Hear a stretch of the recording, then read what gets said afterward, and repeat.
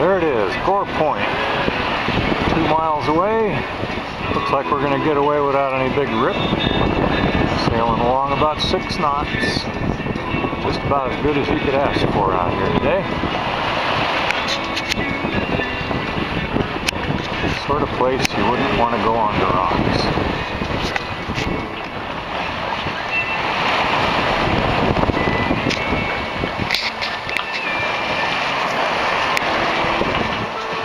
Looking up Fort Dick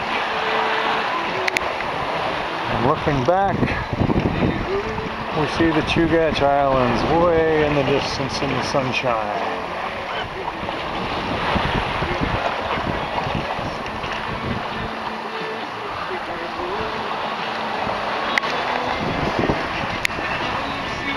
Altogether, a beautiful day. Should be able to find a place to anchor by 9 o'clock or shortly after that.